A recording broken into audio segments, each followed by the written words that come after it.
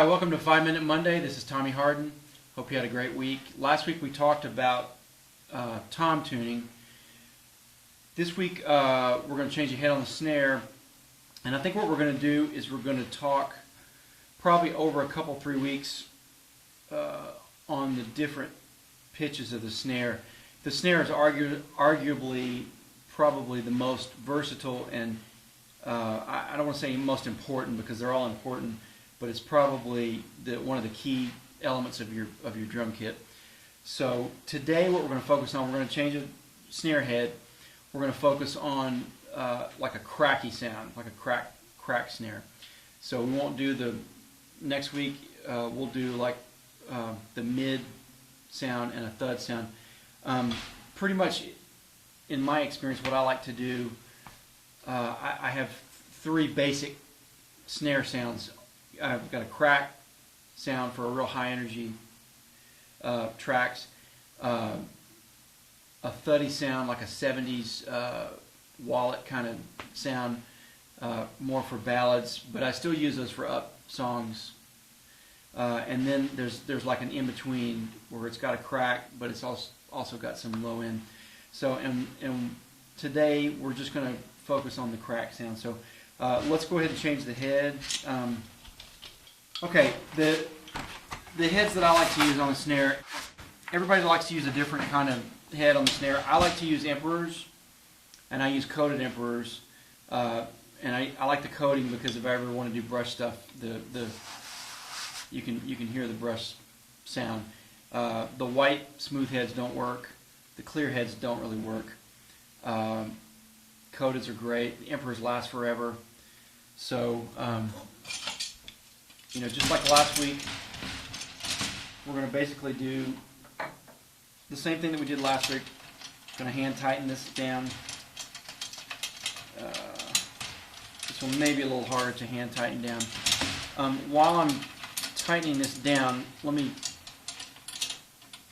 point out a couple things. This particular drum has die-cast hoops as opposed to triple flange hoops. I think the only other kind of hoops that I know about is the stick chopper hoops, which is the old flange hoops. I don't like those at all. They just hurt my hands. So, but this is die-cast hoops. Now, die-cast hoops are going to give you more crack, a little more crack than the flange hoops. The flange hoops are going to give you a slightly softer sound.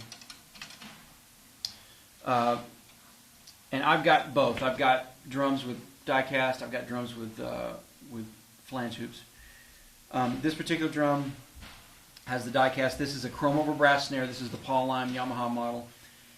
I really like brass drums for the crackier stuff. It just works for me. A lot of guys can get a great crack sound out of a wooden snare. I can't. I just never have.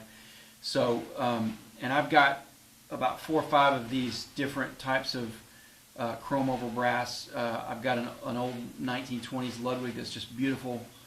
I've got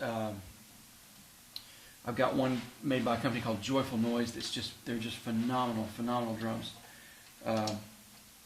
They're chrome over brass. I just love the sound of chrome over brass. So, okay, so we're going to start over here.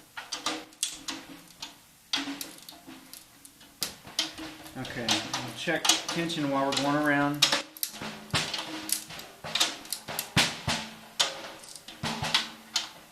And what I'm really looking for when I do that is I'm looking for loose areas that are way looser than the others. So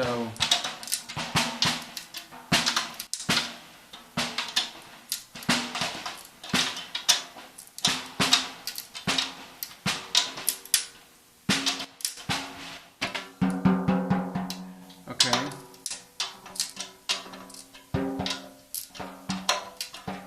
This is going on pretty quick. All right, I'm going to seat this drum.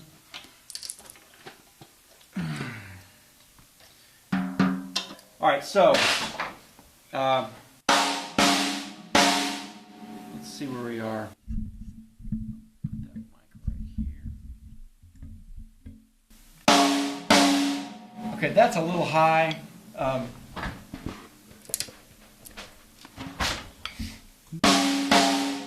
Okay, so that's a good starting place for this drum. A couple of questions have come in. People ask, why do you play butt end? I've always played butt end. Every now and then I'll flip it around if I don't want it to be as aggressive and attacky, but I just love the sound of a rimshot on butt end. You can play rimshot or center. It sounds way different. We'll probably do a 5-minute Monday just on that, so I won't go into that today. One thing that I will mention in terms of, today we're basically talking about a cracky sound. Some drums don't crack as well as others in terms of recording. This drum is amazing at doing that. And I've got some other chrome over brass snares that don't crack as well. So sizes, this is a 5.5. I've got some 6.5s, and I've got some even larger brass drums. I don't really like, for the cracky thing, I just don't like using the larger drums. They just don't work for me. I've also got some smaller drums, piccolos, the 3.5s. Those work great. They just don't have as much bottom end, but they work great for the cracky thing. Okay, we're back behind the kit. Got the fresh, brand new head on. Let's hear what it sounds like. Okay, so that's our cracky sound. I mean, there's really not a lot to talk about. Mic placement. Here's a couple of recording tricks. If you want more gank, in other words, more like a trashier kind of sound, put the mic really close to the drum. Check out what this does.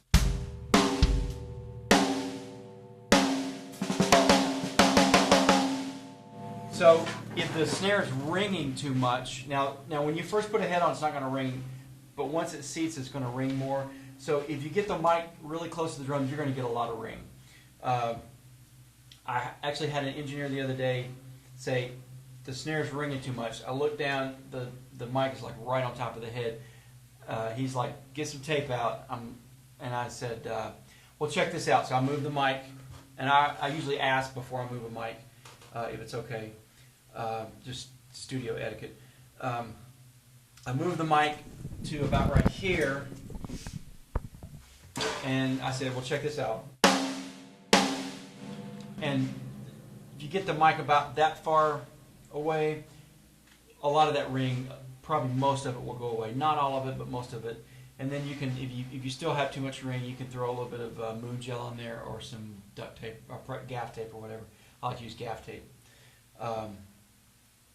Okay, so this is such a deep subject. I mean, gosh, I could spend the next 6 Mondays talking about tuning. Tweet me questions, leave comments on the blog site or questions. I'll either answer them back to you, or I'll talk about it next week. So that's it. I'll talk to you next week. Have a great week. Bye.